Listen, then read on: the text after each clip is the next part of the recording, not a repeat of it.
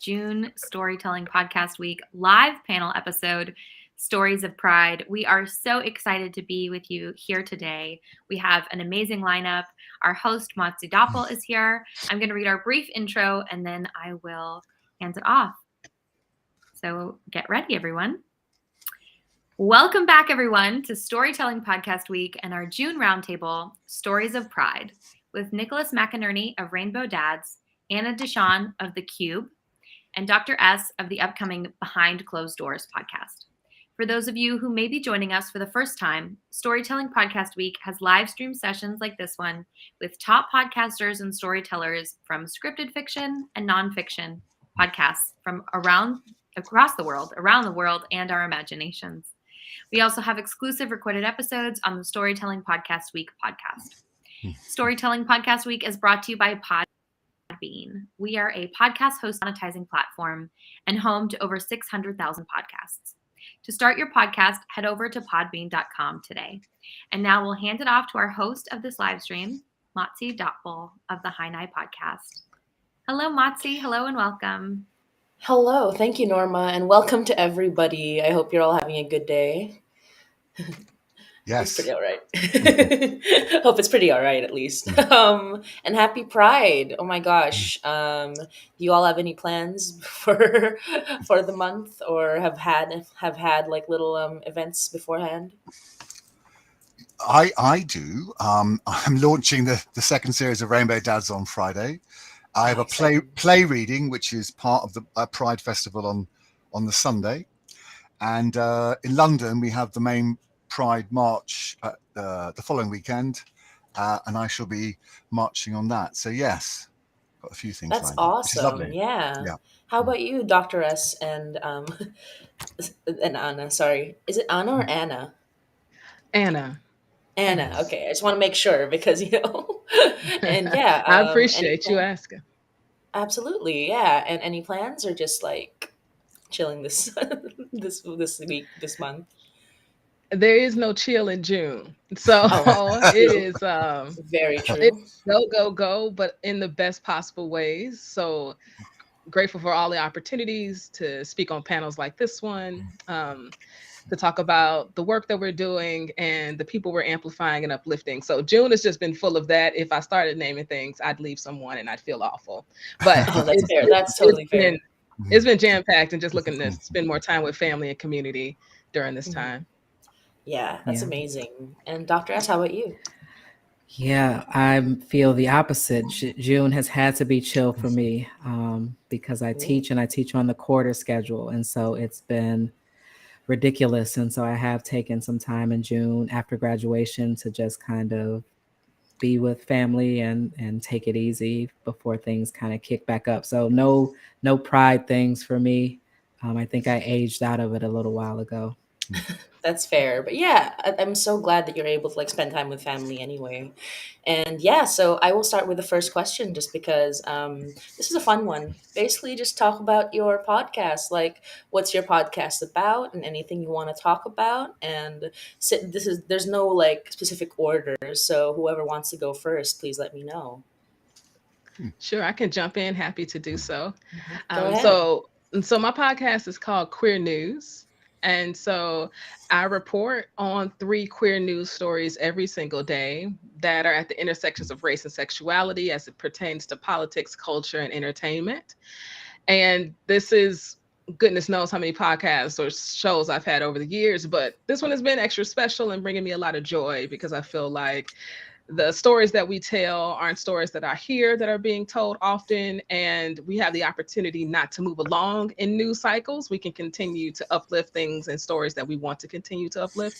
And so that's bringing me a lot of joy right now. For example, it's like 123 days that Brittany Griner has been wrongfully detained, right? And so this is a story that we continue to amplify on our podcast until someone brings her home. So it's bringing me a lot of joy. So Queer News is my podcast. That's amazing. How about you, Nicholas and Dr. S? Who would like to go next? I'll jump in then. So the newly formed podcast that I'm co-hosting is called Behind Closed Doors. And I'm an academic, so right now it's behind closed doors and there's a colon. We're still figuring out what will come after that colon, but there will be something to follow. And right now, we're focused on amplifying, reflecting, and transforming lives through storytelling, and specifically focused on Black, queer, and trans folks. And this season in particular, Black, queer, and trans masculine of center men, specifically, and really telling stories related to religion and substance use and families. We're really excited about this podcast and really excited for folks to hear it when it comes out. It'll be on the Qube. Oh, wonderful. And how about you, Nicholas? Well, I came to podcasting through writing because I'm a writer. And I wrote a series for the BBC Radio 4 called How to Have a Perfect Marriage, which was about a married man who comes out in midlife. And it was very biographical. And of all of the things that I've written for the BBC, for the radio, it was by far the most impact, in that obviously there is an audience out there of gay men in marriage, and it was fascinating. It started a bit of a debate. I wrote articles for the British press, and out of that came a friend and colleague who said, why don't we try and make a podcast? So we started looking for people who might appear on Rainbow Dads 1, and we were very lucky in that we managed to get quite a diverse mix. It was obviously very important to have a range of people. And then when we put that out, again, it got a most fantastic response. I was nominated for a National Podcast Award. I won a Radio Community Award. Other charities in the UK around trans and LGBTQ plus issues got in touch with us. There was a sense in which we kind of shifted the debate a wee bit. Here's the thing.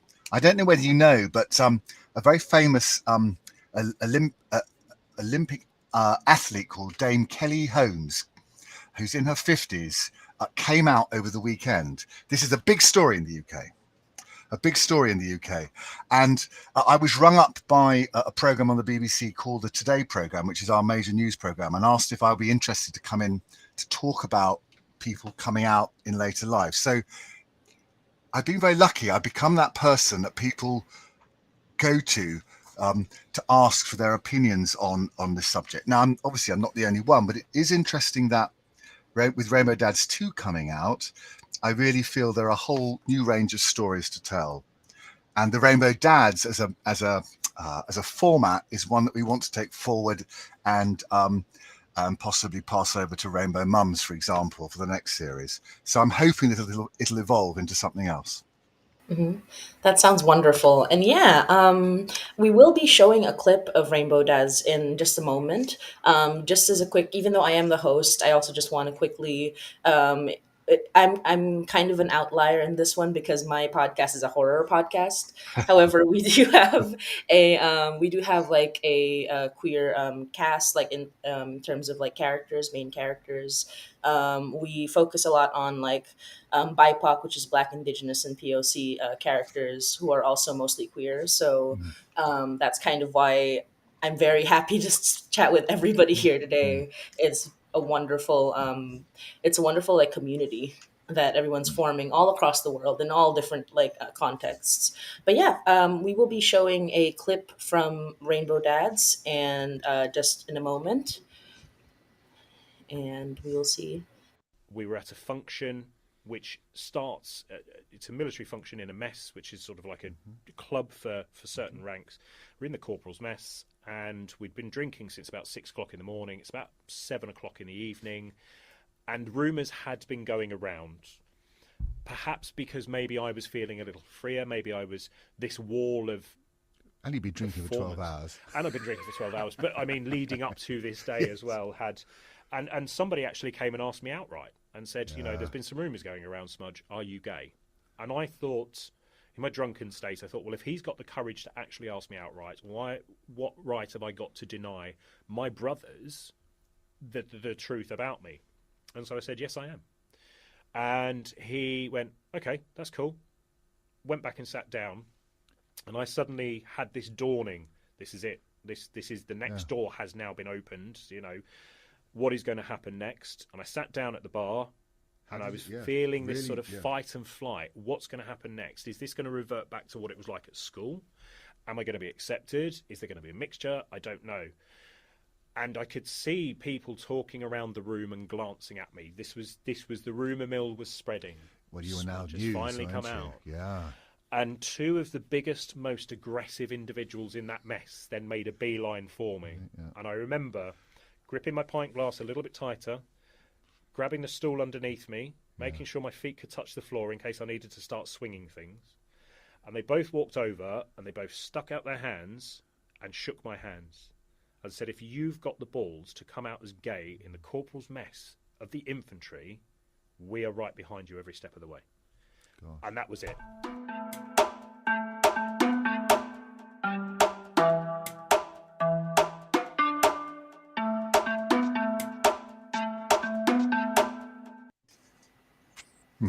That was awesome. That was great. So that was a clip from Rainbow Dads, and would you like to say anything about it before we move Well, on? a little bit of context. That was from my first interview, Alistair Smudge is his name, who had gone into the army. I mean, I don't know what the history of LGBTQ representation in the American army is, but I do know in the UK that it was only relatively recently that the rules have been changed. And obviously, Alistair gone into the army, it was his life, but he got married, but he realized he was gay. So this was the moment when he actually first told some of his colleagues. And of course, their response was so much more generous and tolerant and understanding than he was expecting. So it was a big moment for him, and as it is for anyone when they finally declare their truth. It was fascinating. And he's now an advocate for LGBT personnel in the army. He's made up part of his career. So what at one point seemed like a real immense thing for him to have to come to terms with has turned into this wonderful strength. Well, that's awesome. And I bet that definitely took a lot of courage. I agree with the two big men. I know, wasn't it brilliant, that description? That's awesome. And so for the next question, again, this is for everybody, whoever wants to jump in first. The question is, and I think we've kind of touched on it a little bit already, but how has being queer, being part of the LGBTQ plus community influenced your work specifically? Anything you want to share about your experiences and how it has touched your work in podcasting and in general? I'll jump in here. I think we're going to take turns going first, right? So as a Black, queer, and trans person, those identities and many others are kind of central to everything that I do. So I've mentioned that I'm an academic, so all of my academic writing really looks at gender and sexuality and identity development and race. And so I'm consistently trying to queer things up or live in the gray. And I think related to this podcast, part of the reason that we wanted to do this is because as a trans person who I transitioned, I think it's been over 7 years ago at this point. A lot of the stories that we sort of hear about trans people focus on those early transition moments and body changes and hormones and surgeries and things. And as someone who's been married 14 years, like I said, transitioned over 7 years ago, I wanted to talk about some other things related to queerness and transness that we deal with, buying a house, starting a family, navigating religion and spirituality. And so got with a friend, and as we started to talk about the things that we were interested in and the things that we were curious about, we figured other folks would want to hear these stories too, and other folks would sort of need to hear these stories. And so I think just being queer, being trans, influenced the topics, it influenced the timing, influenced the people that we wanted to bring on. And it's, just central to how I approach all of my work. Yeah, that's wonderful. Yeah. And if I can just piggyback and tag team with Dr. S right here. I mean, so much of what he said is true for me too. And my work has been queer since I started doing this work. And when I started the radio station, E3 Radio, back in 2009, it was to tell the stories of Black queer folks here in Chicago and around the country, because our stories weren't being told. And I felt like I wasn't the only one who wanted to hear them, right? And so as that has been a passion project for over a decade, and now transitioning that work into the Qube, right? This curated hub of discovery of BIPOC and QTPOC podcasts and music, it's just at the heart of where I'm most passionate. And so my identities and living at the intersections makes up who I am, right? Gives me all these superpowers, and also this social location and perspective that many people don't hold. And so if we cannot speak, for ourselves, who will speak for us? And I think storytelling and oral histories is how we've survived this long. It's how people see our humanity. And so podcasting gives us the opportunity to do that. And so I'm just ecstatic that Behind Closed Doors is going to be exclusively on the Qube. I'm ecstatic that they're my friends, and I know these amazing humans in the world doing good work. And I think it's amazing that we have the opportunity that technology and communications have come together, where we don't have to lean in or wait on mainstream folks to do or to tell our stories or to represent us, that we have the power to represent ourselves. And today we can do that. And so I'm just grateful to be fired up about doing that work, because it's not easy to be so vulnerable all the time. And storytelling is vulnerable. So I'm grateful for that, but it has everything to do with my work. That's amazing. That's fascinating, because of course I can see from your lovely faces that you're fresh faced and a little bit younger than me, and I can't. So I'm 60, so I my experience of being being sexually confused youngster at a boarding school in the UK meant that I came from a generation for whom all of these issues that you talk about so beautifully and freely were just so much more problematic. So when you asked me how has being a queer creator influenced my work, up to the age of 45, I was probably repressing it a great deal. I got married. I've got 2 wonderful daughters. I don't regret any of that for a moment. But certainly in terms of my work, I wanted to be a writer, and yet I wasn't doing what Anna has just talked about, telling my story. I was being very professional and being very good, and I wrote a lot for television and stage and whatever, but I wasn't writing about what was really coming from inside here. And so it wasn't until I came out and I literally swapped one kind of life for another, which is quite a scary thing to do when you're middle-aged. The divorce and my children's response and all of that. But subsequent to that, I think I've kind of gone from baby steps to PhD in queerness at a short space of time. Thank you. And in all of the intersectional issues that you've talked about, become a lot more, as indeed has, I think many people have over the last, 5-10 years, become very invested and interested in that and what I can learn as well. So, the podcast, I mean, even when I adapted a novella by a very famous French writer called Colette for radio. And that was about a middle-aged woman, a bisexual middle-aged woman in France, and so the subjects I'm kind of drawn towards are all about exploring that, what Dr. S called the grey, the wonderful grey, that kind of complicated world of kind of human sexuality and human sexual response. And it's been wonderfully, for me, it's been an extraordinary liberation, extraordinary liberation. And I'm very, very, it was very scary to come out at 45. Well, it's scary at any time for anybody. I appreciate that. But you know, you can't, and also when you come out of it, you kind of think this is going to solve everything, don't you? You think, I am going to say who I am. Look at it, and it's going to be all right from now. But actually, we're just the same people, aren't we? With the same problems and issues and whatever. It's just that we declare our truth, and we do it every day, and we want to support other people. And that's the other thing. You want to support other people in doing that. Mm-hmm. So it's that has and I'm writing. I'm finding it a fascinating subject to write about. I hope to find subjects in the future that will also explore that kind of intersection. Mm-hmm.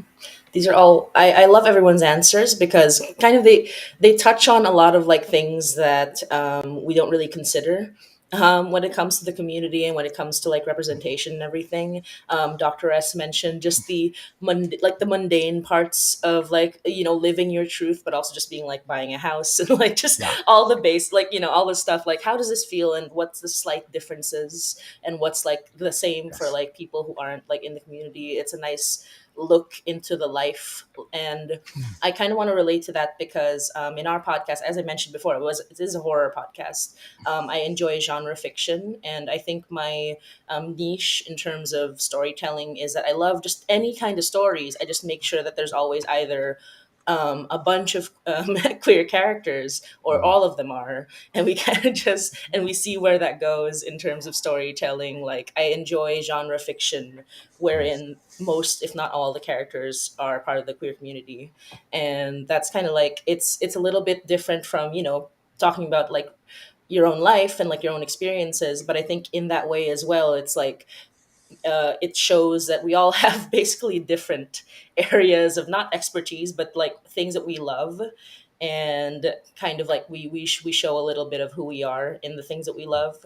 And I think it's wonderful because, like as you mentioned, Nicholas, you have got this access to a lot of like very mainstream, you know, like resources and places to like tell the story. And Anna and Dr. S, you have like made your own like place in which you can tell these stories, and like all around like this is a very like well-rounded group that shows just how much like where everyone wants to share their story, and I think that's amazing.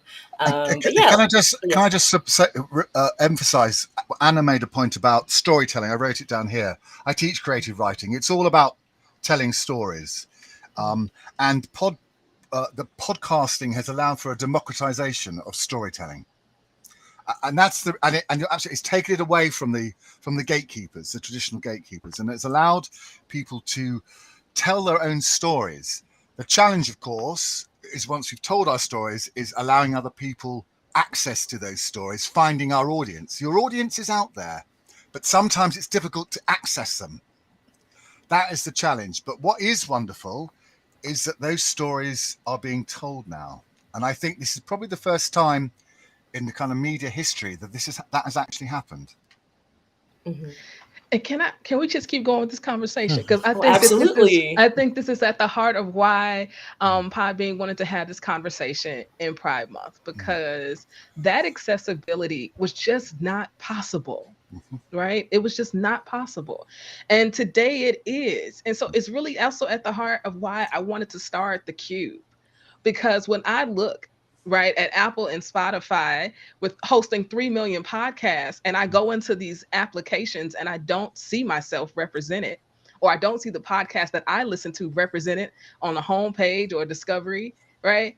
I'm wondering where we are, right? Because today representation still matters. Even though we have the access, representation still matters. And the discovery of podcasts is still very much so a challenge. And so this idea that we can create a hub where people can find and discover some of these amazing podcasts by Black, Indigenous people of color, while also centering queer, trans people of color content, I think is long overdue. And I'm just grateful to be a steward of this and to see what we can make of this, because to Nicholas's point, there are so many stories to tell, right? He's teaching creative writing. Dr. S knows with his students, like there's a hunger, right? I mean, the generations today that are after ours, they're used to telling stories. Like social media is about a story. and now it's just like, how can we hone those skills that they've learned so organically into the beginning, middle, and end of a story, into having some really great equipment and hitting publish, right? And sharing that with a lot of people and sharing that with their audience. I mean, I think, gosh, I mean, it's right at our fingertips if we can just hone in on it. Mm-hmm. And I just want to add on that the wonderful thing about all this is that when you build a community, that's when other people who feel like they don't have quite as much access, like they, even though, you know, they can put it online and they can do it themselves, some people are still very intimidated by just the size. Like, you know, there's so many podcasts, they feel as though their story won't matter, like even though it will, and they feel as though like nobody wants to hear it, even though someone will always want to hear it. So the fact that you have the Qube and you have like hubs in which like somebody might see, oh, people might actually want to hear my story, let me go to these people who have already established themselves a little more. I think that's so important, like having a community like online, which I think is amazing. And yeah, I'll go on to just the next question, but it's kind of, we already kind of touched on it, so I think this is just for, you know, catching up with anything else you want to add on this. And the question basically comes down to we all, like we as you know, queer and BIPOC and, you know, creators have different live experiences that aren't always centered.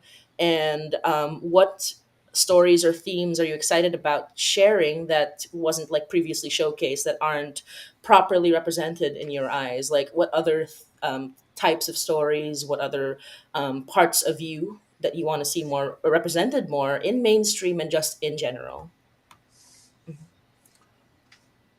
Does anyone does anyone want to like Well, I mean, I try not to take up too much space, but No. please do. Everyone's welcome. One thing we're doing at the Qube is what we're calling Qube Originals. And those podcasts are really at the heart of the stories that I think are missing from the canon of podcasts today. So including Behind Closed Doors, which for their first season is centered on male identified and masculine identified stories, which I think is incredibly important. I don't think there's enough stories or enough podcasts that focus on men and their experiences and their lived experiences. But there's another podcast that we're creating called Second Sunday that is centering the experiences of Black queer folks in the church, and specifically the church here in the U.S. People just are not ready for this conversation around, and Nicholas, I think you said it, liberation, right? What it means to be liberated from an oppressive system, right? And religion in so many ways has harmed queer folks across the board. And so what does it mean to still associate yourself, or maybe not associate yourself, with a system that you grew up in, that you feel this great connection to, that you still in some ways revere, but also has caused you so much incredible harm? And so they're talking to some the most notable Black LGBTQ theologians, lay people, writers on queer issues and religion around the country. And I just can't wait for folks to hear these stories, because it's beautiful and you can feel it. And that's a story that we don't talk about enough. I agree, for sure. And yeah, I come from the Philippines, which is a majority Catholic country. So I totally understand. I know a lot of people who are very much still Catholic, very religious, but are also part of the queer community, and how that like pertains to how they have to act, but also how they choose to act. And it's a very interesting balance, and it's beautiful in a lot of ways. Like I still like to go to church just for the music, you know. And oh my God, everyone Christmas. wants to get a church at Christmas to sing some carols, don't Yeah, they? exactly. I mean, Like we're all especially cultural. I mean, I consider myself a cultural Christian. You know, at my boarding school, I was at church 3 times a week, and I kind of admire people who have a faith sometimes. But I think Anna's absolutely right. It's such a complex, deeply kind of difficult relationship. And in the Black community, I think it must be absolutely fascinating to. That's a podcast I would certainly want to listen to, because I do think. Because interestingly, you know, I've just written a play which is about set within the kink community, partly within the kink community, and it's somebody dying, and his relationship with his black middle-aged nurse, because I think there's a really interesting area between gay men and black women. It's not unproblematic, but I do think it's fascinating. What is that connection? So that's something I would certainly be interested to explore more. Interestingly, I've just produced a podcast for Podbean because I think masculinity, somebody mentioned masculinity. Yes, Anna, again. And of course, you're absolutely right. There needs to be more podcasts about masculinity. And my friend, I have a very good friend, who's written an erotic memoir, which is about him becoming part of the awful phrase throuple. Yes, triad, throuple. What do you call it? Yeah. What do you call it? I mean, I don't know. And he's certainly not a he's heteronormative. I don't. It's some of these phraseology I find difficult, but he sent it to publishers. Now, publishers think that it's brilliant, but they don't think in the current climate that they can publish a book by a cis man about an erotic memoir. This is very ironic because we actually need more men from that background writing about sex and feelings. We actually need more people coming forward with these stories so that the vulnerability that Anna has talked about, which is at the heart of this, can connect with an audience. And it's very interesting. So he's got a podcast coming out on Podbean called Can We Write About This, which I produced. And he spoke to some really great writers. There's a writer called Monique Roffey, who's just won a big prize in the UK, and a woman called Lucy Halliday, who's written about erotic memoirs. It's a fascinating area, really fascinating. So those are and also, as speaking as an older person, obviously I'm interested in that as well. You know, that notion of elders of the community, respect. You get to a point in your life you think, have I got any useful wisdom to pass on to younger people? Now's the time to share it. And I would like to explore that more, because I do think there's enormous reservoirs of wisdom. And in queer history, we got Pride coming up, and there's huge controversy over the corporatization of Pride in the UK. I'm sure you have some of the same debates. It's an issue which seems to generate more heat and light every year. But it's certainly the notion of the elders I'd be really interested to. Yeah, I feel like you all have sort of pulled on the things that I would say too. So this point about elders, we had pre-conversations with folks that we're going to interview, and one of our folks is an elder, and just like hearing their stories, we're like, we want next season, maybe it's all about elders, right? Black queer elders in the community, because some of those stories are getting lost because we're not writing them down, right? And to Anna's point earlier around oral histories, I think that is a way that we preserve some of the legacies and the histories. And so definitely want to tap into the elders. I also am thinking about poly, right? So again, one of our guests is someone who identifies as poly, and talking about different kinds of relationship structures that are not only negative. I think we often hear these stories about thruples or poly relationships, and it gets fetishized, and it's presented in a way that doesn't really attend to like the nuances and like the love that can be captured there. And so wanting to hear more of those stories. And then I think, the last thing I'll say is this point about moving through. So when Anna was talking about folks' relationships to like the church and to religion, sometimes when we hear those stories, it stops at the point of disconnection, right? It's like, it's as if that's the end of the story. Or when we have coming out stories, it's as if the coming out is the end of the story. And actually that is really just the beginning. And so I want more of these, like through, like what happens after the coming out, what happens after the disruption or the disconnection that is healing, that is uplifting. I want those stories that are about, families reconnecting or staying connected, right? I want those stories about, finding your way in your church community. So I think those are a lot of the stories that we're trying to tell and the stories that I'm seeking in my own, podcast search, I guess. Amen to that. Yeah.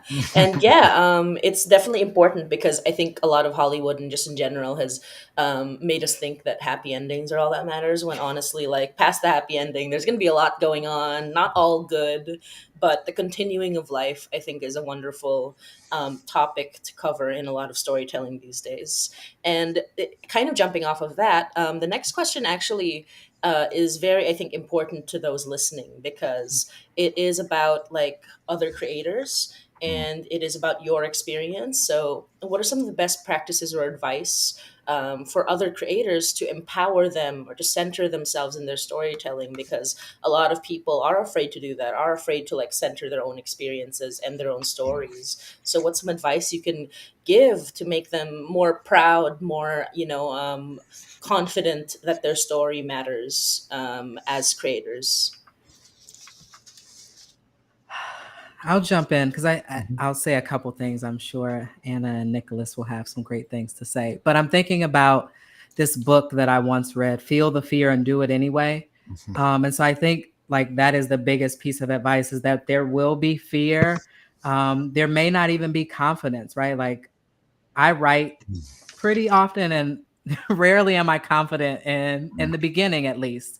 It takes a few shitty drafts. I don't know if I can say that, a few bad drafts before I get to a point where I feel more confident, where I feel like, okay, like this needs to get out. So I think recognizing and knowing that that's part of the process, and doing it anyway.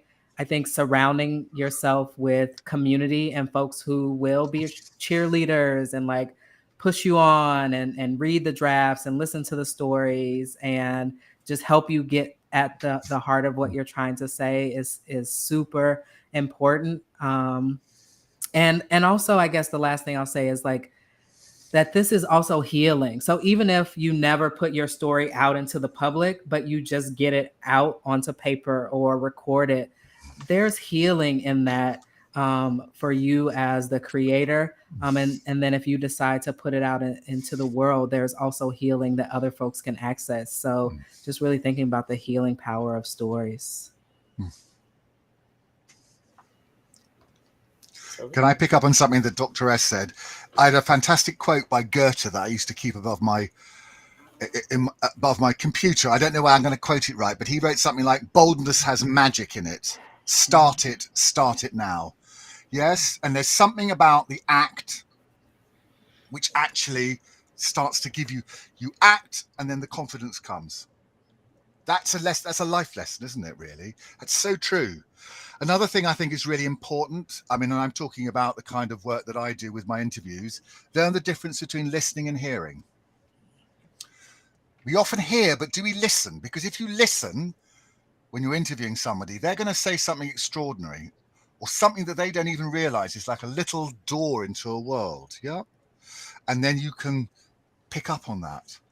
The other thing I would say, a best practice, is try and make your podcast sound as professional as you can, because these things may appear superficial, but actually a podcast is like telling every story is a form of seduction. If an audience feels comfortable, they give themselves permission to want to listen. So I think music's important. A decent microphone, they're not expensive. Yes, the practice with the interviews, like Dr. S suggested, getting people to critique what you say and say to them, don't just be my best buddy and say everything's bloody marvelous. Tell me if it's shit. Sorry, I swore as well. But you know what I mean? Tell me, because this honesty is going to help. So it's a kind of weird mixture, isn't it? It's interviewing skills. It's a professional, because these stories deserve to sound as good as any other stories. That's the other thing. But I think the Goethe thing is fantastic. I tell my students in my writing, I say there's only really one lesson of writing. It's don't get it right, get it written. Because as soon as you do that, as soon as you've done it once, you can do it again. And that's how you get better. You write through to the good stuff. Again, Dr. S talked about that. It's really important. Don't get it right, get it written. Yeah. That's awesome. Yeah. I love both of those. I mean, I feel everything y'all were saying. When people come to me and they talk about wanting to start a podcast, actually the shirt I have on, you can't see the whole thing. It says "Change the World, Start a Podcast." It's to be committed, be consistent, be creative, and be courageous. Right? Like if you can do those four things all at the same time, right, you start to build this muscle. It's just like anything else. Like if you're trying to get all buff in the gym, Yep. you got to go back like every day. And sometimes you fall off and then you Oh get hell. back on, Hell yes. you know what I'm saying? But if you go consistently, eventually you start to see a little muscle, right? Yep. And it's the same thing with any of these processes. Like you have to be committed to it and you have to be courageous in all of it. Like the humanity is really seen in the vulnerable moments. And Yep. so don't be afraid to go there. Just do it. Just literally go there. And I love it. You can't just get it done. Yeah. Hmm. Yeah, and yeah, I always tell people like when they ask me like how did you like get to this point? I'm like I just did it, you know, like I just started. But I think to your point, Anna, it's like the other important thing is like I always forget the second part, which is I continued it. You know, like starting it is the first big step, and it's an amazing step. And even if you know, for some people there are reasons they can't continue things, and that's fine. You did it. That's a big thing, but continuing something is also another big step, and those are the two big steps to kind of get to success, whether it's really the first time you do it everyone likes it, or the fifth time you do it that's when everyone likes it, but you have to do it before it gets done. So yeah, like that's amazing, like all of you kind of like put together the entire that's the It's whole that's it that's it, that's it's everything. it's the second difficult album syndrome. Everybody can write one album, Mhm. but the real test is the second album, isn't it? You Yeah. know, do you still have things to say? So that's when you've got to put your foot down to the accelerator and really, focus. Um, Hmm. uh, And can I add this piece too? Of course. That it doesn't have to be. I think also another beautiful part about podcasts, it doesn't have to be season after season after season. yeah, So I know people who have 10 seasons of a podcast. I think they are amazing. Okay. But I think you can have one season. yeah, You can have 6 to 8 episodes and get it all out. And guess what? You can milk those 8 episodes for the next 2, 3 years if you want, right? yeah. If it's something, if the content is evergreen, and it will never get old, right? Um, and oftentimes storytelling is just like that. Dr. S or Nicholas or Mozzie's story will be the same today as it will be 3 years from now, right? It will still have the same impact. As a matter of fact, I'm almost certain this broadcast will still be very relevant far past, our live day, And so if you have something to say, don't be overwhelmed with this idea that you have to do it every day, do it Yeah. every week, do it every month for eternity. Absolutely not. Do it for a season and see if you want to do it for another season. But you can start. You can start and you can be great at it. Hmm. Yeah. Yes, Can I add absolutely. something too? I love Yes. that, right? It's that one day at a time, one foot in front of the other. I think for me, the other thing is your why. So why are you doing this?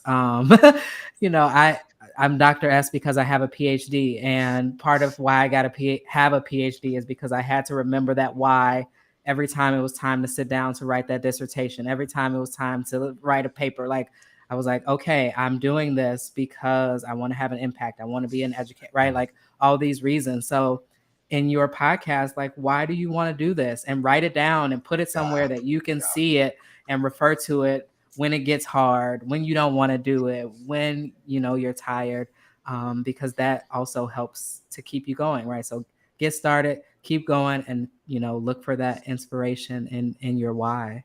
Yeah.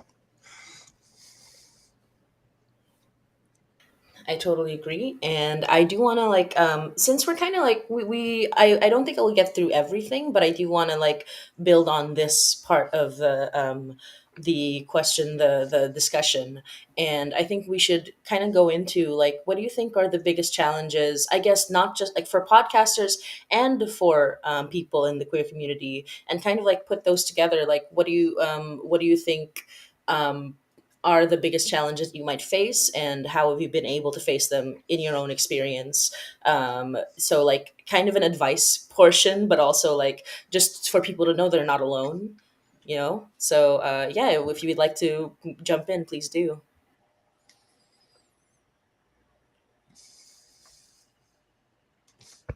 We're all so nice. We're like, you go. I know. I'm There you go. I'm having a strangely uncharacteristically thoughtful moment when I was trying to think about challenges. I feel as a middle-aged white man in the UK, I've probably had fewer challenges than some of you other guys have had, if I'm absolutely honest. But ageism is an interesting thing.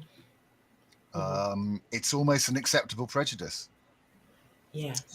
So, and you know, I the play that I've just written is about a gay man dying of cancer in sort of late 60s who is a long-term HIV patient. You've never seen that on the stage. I'm diverting a little bit here, but it's just a point I want to make about how even within the queer community, as you've all quite rightly pointed out, there are so many stories that we are simply not being shown. It is getting better in the UK. It is getting better. And I mean, you know, I think in many respects we follow the US actually, because I feel that your representation is far better. But there was a big show on Shonda Rhimes' show called Bridgerton on Netflix. Yeah. And you know, the whole colorblind casting in the theatre has been part of theatre culture for a while now. But to see that in a kind of a Jane Austen type story still in 2022 has the capacity to make you sit up and think, oh my goodness, this is quite a little moment. Isn't it interesting? So so that's, you know, there's still huge steps to take. Yeah. So I'm not sure whether we answered the question. I was just trying to, Yeah, so I think for me, challenges are opportunities, right? And there's a lot of them because life is living all the time, right? And so we're building this platform called the Qube, but I do have this podcast, right, called Queer News, which I spoke on earlier. And it is a challenge for me to report on things that are balanced, to show that yes, there are absolutely some awful things happening today in the legislatures across our country when it comes to trans rights, when it comes to those who are the most powerful, right, harming those who are the most vulnerable, and hearing oftentimes silence from the community in communities in which I am a part of. Right. So it is incredibly important for me to report on those stories, but it's also important for me to report on the joy. Right? And so it's important to report on the things that are also good. And I leave people with a word of the day. Anna's Got a Word was a podcast I had a while back. I leave people with a word because I need it.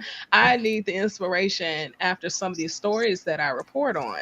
And so I think one of the challenges is you finding, as a new creator, finding your voice and finding how you want to tell stories. You know, when I started Queer News, because of my journalism background, I thought I should come on this podcast, report the stories, and walk away. Every day, just report the 3 stories. I couldn't.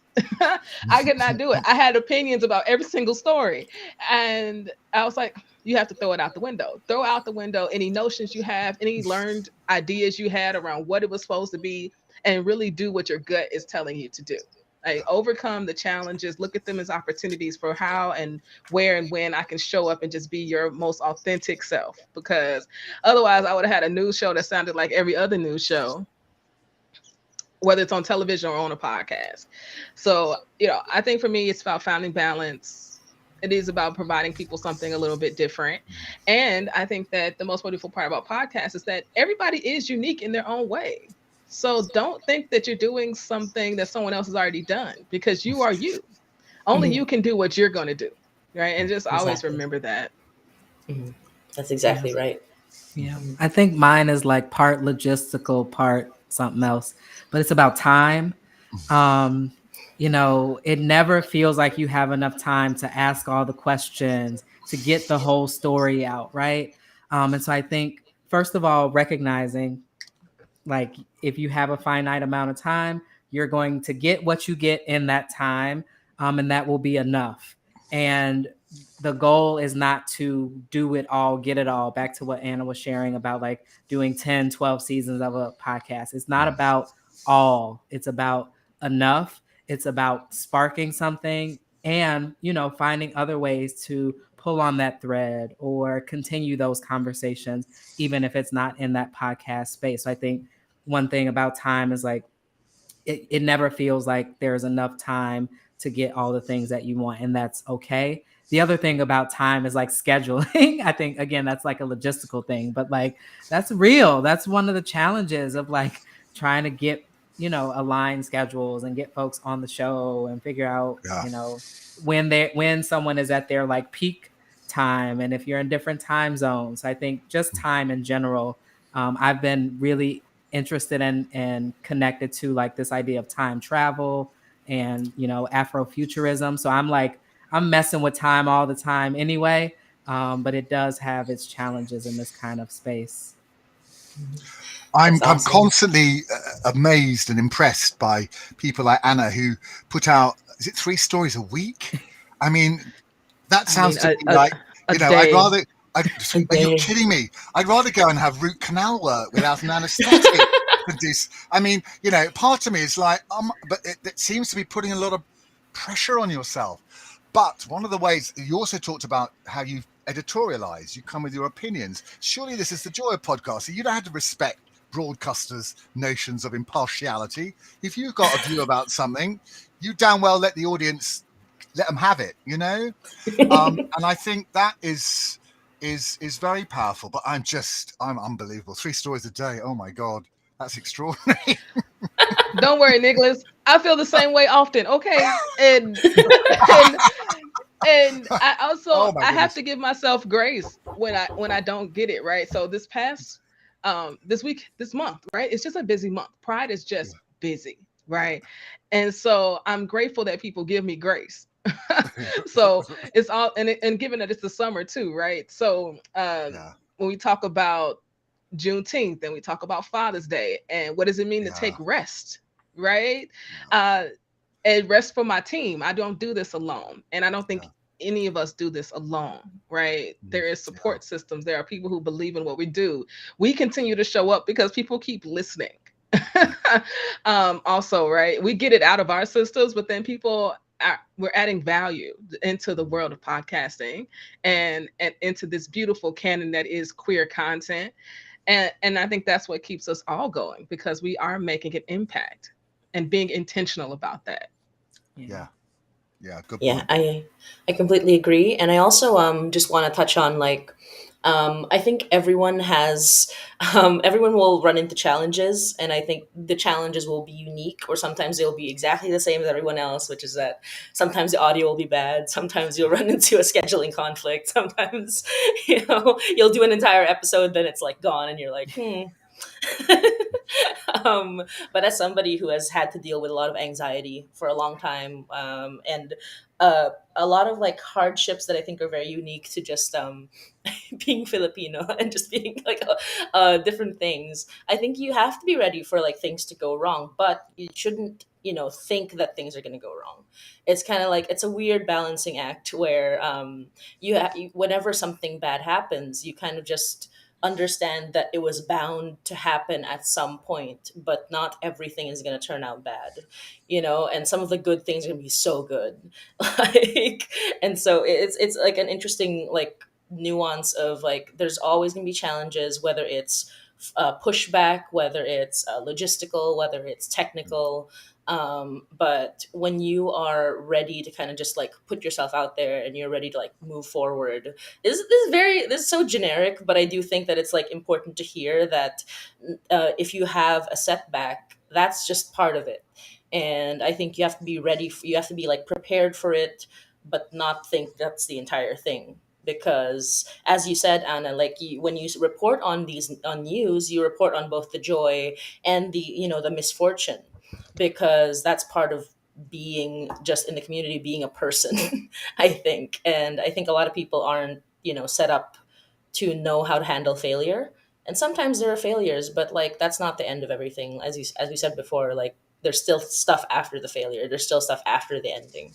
So that's just going to keep happening. And sometimes the good stuff is going to be like 10 times better than what you think is a big failure. But yeah, I just wanted to mention that. And also just kind of since we're on our like last 10 minutes, I do want to like get into the fun part, which is what are some podcasts and or shows, anything that you and creators that you're very excited about coming up. Just gush about your, people you're excited about. This is the moment. Go ahead. Goodness, I could gush all day. Wait. So there's some amazing creators that I listen to. Afro Queer is a wonderful podcast people should get into, talking about queer folks in the African continent. And Sally is the host, who's absolutely brilliant. Then I love DJ Tracy Trees. She has a daily podcast called What's the Pod, where she's doing podcast recommendations, always highlighting different genres that you can get into, really helping with discoverability. There's also another one called Q Points, hosted by J Ray, who is a Black gay man and doing all things music. And that was actually a video podcast. And so he's always highlighting artists, and he tells so many stories. I was like, I didn't know half the stuff about him that I know now. So all of those are really, really good. And then I'll also say the Qube original content that we've got coming out, and it's just going to be brilliant. I really think it is. I'm really proud of what we're doing. So we talked about Second Sunday. You all heard about Behind Closed Doors. We are doing a podcast called Polyam Chats around non-monogamous relationships, centering a Black queer triad, which I'm really excited about as well. And we're going to have a podcast for podcasters. And I'm overwhelmed with all the goodness that I think is out here in the world. And my hope is that folks can really begin to discover it, right? Mm-hmm. I knew you'd have the good stuff, Anna. I was like, oh, I know. I just know. Oh my goodness. Mm-hmm. Anyone else? Would you like to chat about like who you are? It's fascinating because I hearing Anna talk about this, it's like an amazing Wikipedia of kind of links and things. I suppose I would just like to come back and plug my friend Tony's podcast, which I worked on earlier this year. Can we write about this? I think it's a really interesting area at the moment to explore. Erotic writing, erotic memoirs. What does that mean? And who gets to write what stories? Really, really fascinating stuff. So that's something I would certainly want to plug. I've tried to prepare for this, but I go in and out of podcasts. I love them listening, and then I don't listen for a while. But I listened to a great one about Ziggy Stardust the other day, but that was from the BBC. but it's a bit of cultural history. It's fascinating because Bowie was one of the first artists to come out to say he was bisexual. Mm-hmm. And the moment on BBC television, on Top of the Pops, so this is a UK cultural moment, when he does Ziggy Stardust on Top of the Pops, and he put his arm around Mick Ronson. It's like a key moment in queer history in the UK. It was like the first time that a major artist had done something like that. And I think there's Boy George talks about that being a moment literally that changed his life. And I think there might be a really interesting podcast in picking out those little cultural moments. It'd be really fascinating to do something. That will be one of them. But yes, because Ziggy Stardust is 50 years old. That really ages me. That's all. Anyway, sorry, I didn't mean to interrupt, but that's no worries. Yeah. So I guess the one podcast that I would plug, I'm retweeting all the ones that Anna has referenced. Yes, exactly.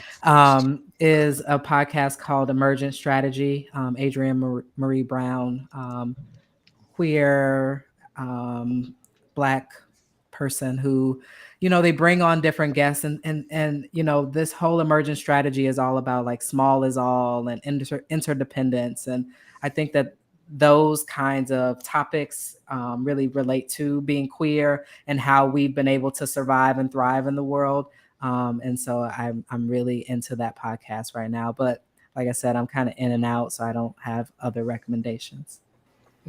That's totally fair. Can I just say one thing? I'm married to America. My husband is from Brooklyn and Miami, and we often go to Fort Lauderdale. I'm very struck by how the ability with which you do create communities. Yes, I mean maybe it's something to do with the huge size of America and the kind of political divisions or whatever.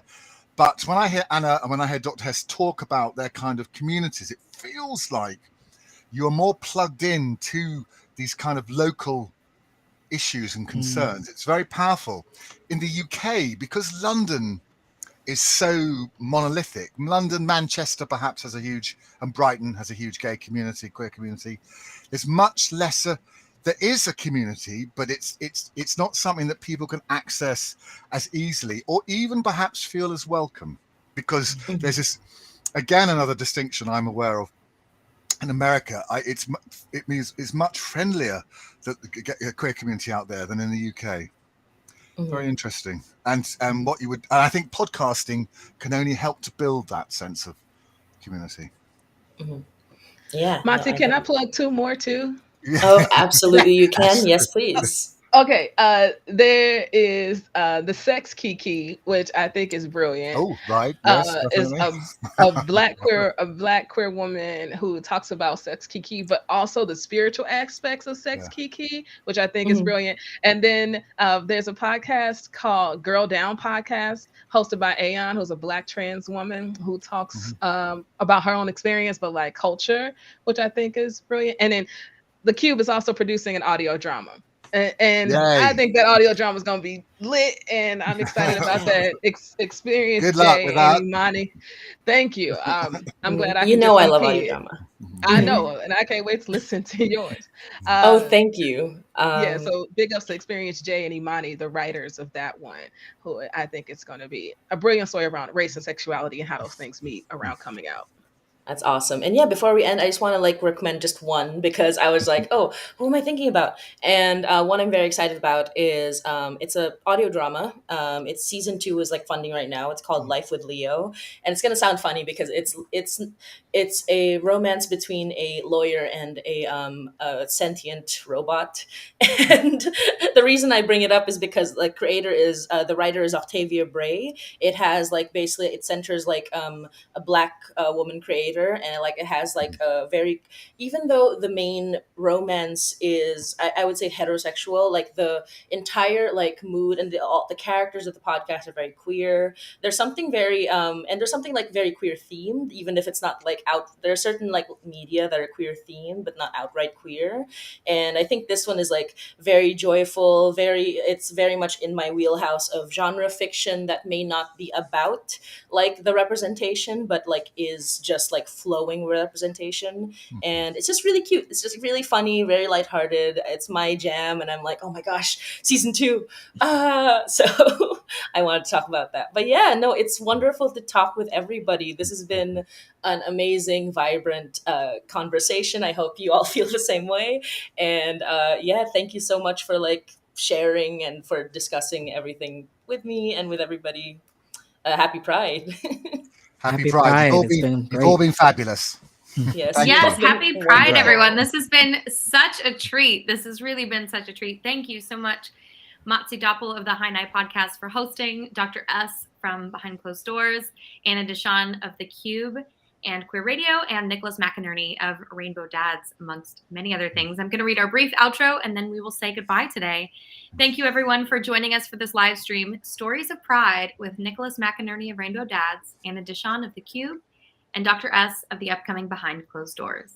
For those of you who may be joining us for the first time, Storytelling Podcast Week has live stream sessions just like this one with top podcasters and storytellers from scripted fiction and nonfiction podcasts from across our world and our imaginations.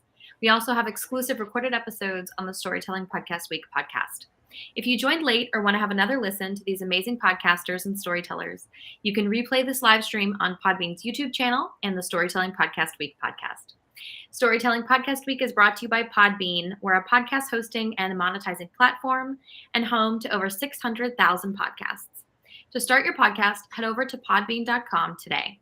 Thank you so much for joining us, and stay tuned for next month's live panel from Storytelling Podcast Week on July 26th at 3 p.m. Eastern for Campfire Stories with John Ballantyne of Campfire Radio Theater and Jim Harold of Jim Harold's Campfire. Thanks so much, everybody.